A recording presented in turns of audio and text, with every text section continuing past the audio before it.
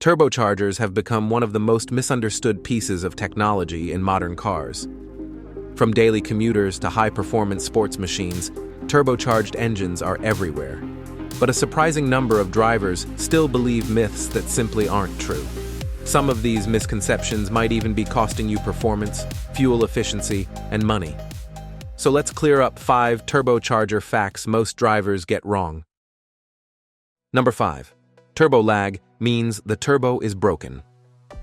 One of the most common misconceptions about turbocharged engines is that a slight delay in acceleration means something is wrong with the turbocharger. Many drivers press the gas pedal, feel a brief hesitation, and assume the turbo isn't working properly. In reality, this delay is known as turbo lag, and it's a completely normal characteristic of turbocharged engines. Turbochargers rely on exhaust gases to spin a turbine, which then drives a compressor that forces more air into the engine. When you first press the throttle, the engine must produce enough exhaust flow to spin that turbine at extremely high speeds. That process takes a small fraction of a second, which is why the boost doesn't arrive instantly. In older vehicles, especially turbo cars from the 1980s and 1990s, this lag could be quite noticeable. Drivers sometimes experienced a dramatic surge of power once the turbo finally spooled up. Modern engineering has significantly reduced turbo lag compared to earlier generations of turbocharged engines.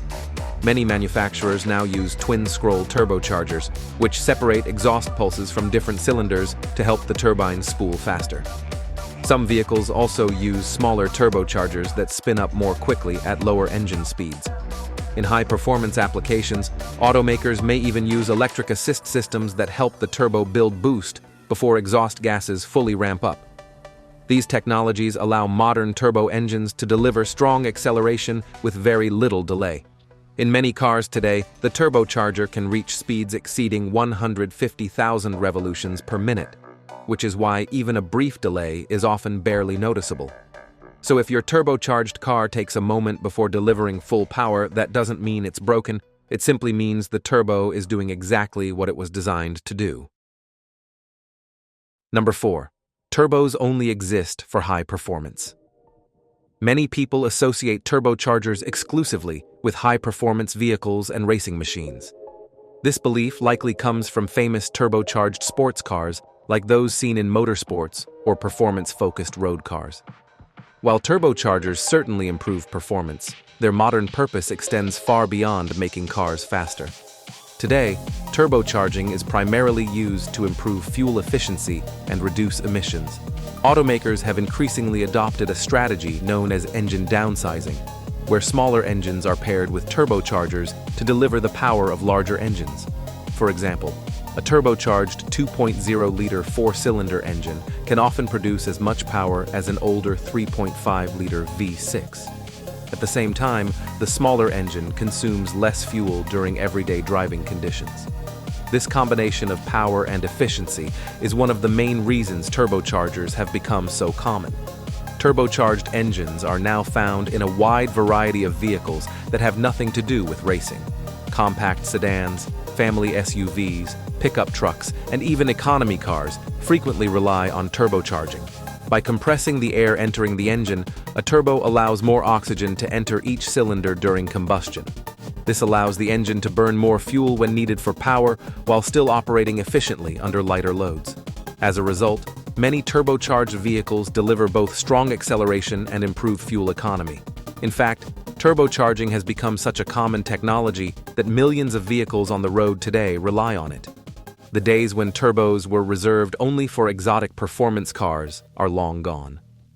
Today, the turbocharger is one of the most important tools automakers use to balance performance, efficiency, and emissions. Number 3. Turbos push air into the engine.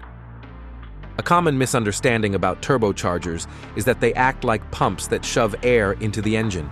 While that description sounds simple, it doesn't fully explain how turbochargers actually work. Instead of forcing air into the engine like a mechanical pump, a turbocharger compresses incoming air, making it denser before it enters the combustion chamber. Denser air contains more oxygen molecules in the same volume of space. When the engine receives this compressed air, it can mix in more fuel while maintaining the proper air-fuel ratio. This results in a much more powerful combustion event inside the cylinders. The turbocharger accomplishes this by using a turbine powered by exhaust gases leaving the engine. That turbine spins a compressor wheel that pressurizes incoming air before it reaches the intake manifold. Because the turbo compresses air rather than simply pushing it, the process dramatically increases engine efficiency and power output. For example, a turbocharged engine running at 10 pounds of boost pressure can significantly increase the amount of air entering the cylinders compared to a naturally aspirated engine. This allows a smaller engine to generate power levels that once required much larger engines. The compressed air often passes through an intercooler, which cools the air before it enters the engine. Cooler air is even denser, which further improves combustion efficiency and power output. This system allows automakers to extract impressive performance from relatively small engines. It also explains why turbocharged engines can produce impressive horsepower numbers without increasing engine size. So rather than acting like a simple air pump, the turbocharger is actually a highly sophisticated device that carefully compresses air to maximize engine performance. Number 2. Turbocharged engines always wear out faster. Turbocharged engines have long carried the reputation of being less reliable than naturally aspirated engines. This belief largely originated during the early years of turbocharging when the technology was still developing. Early turbo systems often generated extremely high temperatures and placed significant stress on engine components. Some engines struggled to handle the added pressure and heat produced by turbocharging. Drivers who neglected maintenance sometimes experienced failures such as worn bearings or damaged pistons. Because of these issues, turbocharged vehicles developed a reputation for shorter engine life.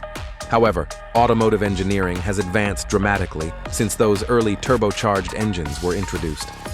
Modern engines are specifically designed to handle the stresses associated with turbocharging. Today's turbocharged engines include stronger internal components, advanced cooling systems, and improved lubrication. Pistons, connecting rods, crankshafts, and cylinder heads are engineered to withstand increased pressure from boost. Modern synthetic oils also provide superior lubrication for turbocharger bearings that spin at extremely high speeds. Many turbochargers are cooled using both engine oil and engine coolant, helping manage the intense heat generated by the turbine. With proper maintenance, modern turbocharged engines can easily last 150,000 miles or more, and many exceed 200,000 miles without major issues. Regular oil changes are especially important because the turbo relies on clean oil for lubrication and cooling. When drivers follow manufacturer maintenance schedules, turbocharged engines can be just as reliable as naturally aspirated engines.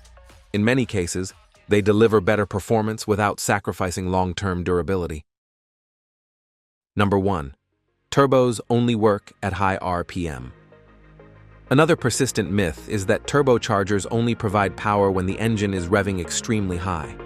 Some drivers believe turbos only kick in near the top of the rev range, similar to how older performance cars behaved. This perception comes from early turbocharged vehicles that used large turbines designed primarily for high-speed performance. Those turbos required significant exhaust flow before they could generate meaningful boost pressure. As a result, drivers often experienced weak acceleration at lower engine speeds, followed by a sudden surge of power at higher RPM. While that behavior was common decades ago, modern turbocharged engines operate very differently. Advances in turbo design now allow boost to build much earlier in the engine's power band. Many modern engines use variable geometry turbochargers, which adjust internal vanes to control exhaust flow across the turbine. This allows the turbo to produce strong boost even when the engine is running at lower RPM. Other vehicles rely on twin-scroll turbochargers, which separate exhaust pulses to improve turbine efficiency. Some high-performance engines even use sequential twin-turbo systems, where one small turbo provides quick, low-speed boost, while a larger turbo delivers power at higher RPM. These technologies create a broad and smooth torque curve that improves both performance and everyday drivability. In many modern vehicles, peak torque arrives at engine speeds as low as 1,500 to 2,000 revolutions per minute. That means turbocharged engines can deliver strong acceleration even when the engine is barely working hard. The result is an engine that feels responsive, powerful, and efficient across the entire driving range.